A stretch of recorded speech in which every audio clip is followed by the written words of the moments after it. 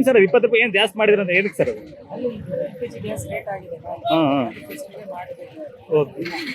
ಯಾವತ್ತಿಂದ ಮಾಡಿದ್ರ? ಅವಾಗೆಲ್ಲ 15 ರೂಪಾಯಿನೂ ಹೊಡಿತಿದ್ದೀವಿ.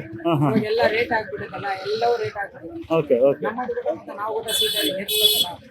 LPG ಗ್ಯಾಸ್ ಇಲ್ಲ, ಏನಿಲ್ಲ, ಏನಿಲ್ಲ.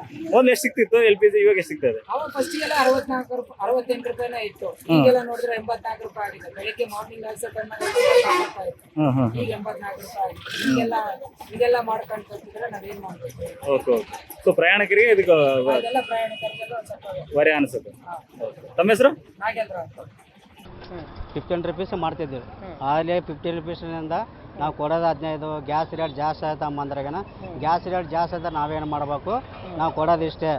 ಬಂದರೆ ಬರ್ರಿ, ಇಲ್ಲಾಂದ್ರೆ ಇಲ್ಲ. ಇಲ್ಲಾಂದ್ರೆ ಬೇರೆ ಆಟೋಗೆ ಹೋಗ್ತೀವಿ, ಇಲ್ಲಾಂದ್ರೆ ಬಸ್ ಇದಾವೆ ಅಂತ ಹೇಳ್ತಾರೆ.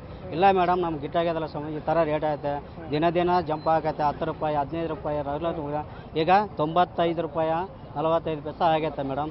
ನಮಗೆ 20 ರೂಪಾಯಿ ಕೊಟ್ಟರೆ ಗಿಡ್ತದೆ, ಇಲ್ಲಾಂದ್ರೆ ಇಲ್ಲ ಮೇಡಮ್. ಇಲ್ಲಾಂದ್ರೆ ನಾವು ಕೊಡೋದಿಲ್ಲ. ನಾವು ಕೊಡೋದು ಇಷ್ಟೇ 10 ರೂಪಾಯಿ 15 ರೂಪಾಯಿ ಕೊಡ್ತೀವಿ.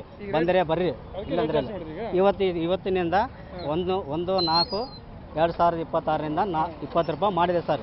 ಈಗ ನಮ್ಮದು SP ಸರ್ಕಲ್ ಸ್ಟ್ಯಾಂಡ್, ಅಲ್ಲಿಂದ ನಾವು 20 OPDಗೆ 20 ರೂಪಾಯಿ ಸೀಟ್ ಕಂಪಲ್ಸರಿ ಕೊಡಕತ್ತಾರೆ ಸರ್. ಇವಾಗ ನಾವೇನು ಮಾಡೋಕ್ಕಾಗ್ತದೆ ಹೇಳಿ, ನೀವೇ ಹೇಳಿ. ಇನ್ನೂ ರೇಟ್ ಜಾಸ್ತಿ ಮಾಡ್ತಾರೆ. 100 ರೂಪಾಯಿಗೆ ಆದರೆ ಎಲ್ಲಿ ಸರ್? ನಮಗೆ ಬಡವ್ರು ಎಲ್ಲಿ ಸಾಕಾಗ್ತದೆ ಸರ್? ತುಂಬ ಬಡವರು ಅದರಲ್ಲಿ ಆಟೋದವರು. ಯಾರು ಶ್ರೀಮಂತ ಅದಾರೆ ಸರ್ ಆಟೋದವ್ರು ಹೇಳಿ? ಇಲ್ಲೇ ತನಕ ಹೋರಾಟ ಮಾಡಿದ್ರು ಕೂಡ ಇಲ್ಲಿಗೆ ನಡೀತದೆ ಸರ್. ಅದನ್ನು ಮುಂದಿನ ಎಲ್ಲೇ ತನಕ ಹೋರಾಟ ಮಾಡ್ಬೇಕು ಹೇಳಿ. 10 ರೂಪಾಯಿ ಜಾಸ್ತಿ 10 ರೂಪಾಯಿ ಮೇಲೆ 5 ರೂಪಾಯಿ ಜಾಸ್ತಿ ಕೊಡಂದ್ರಿ ಅವ್ರು ತಿಳಿದವರು ಕೊಡಕತ್ತಾರ.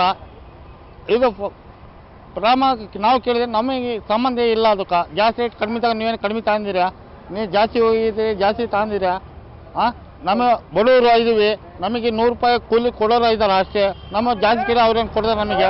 ನಾವು ಅಲ್ಲಿ ಹೋಗಕ್ಕೆ ಇದೇನು ಮಾಡೋಕೆ ಬರ್ತೈತೆ ಅಂತ ಹೇಳಕತ್ತಾರ ಜನ. ಹಾಂ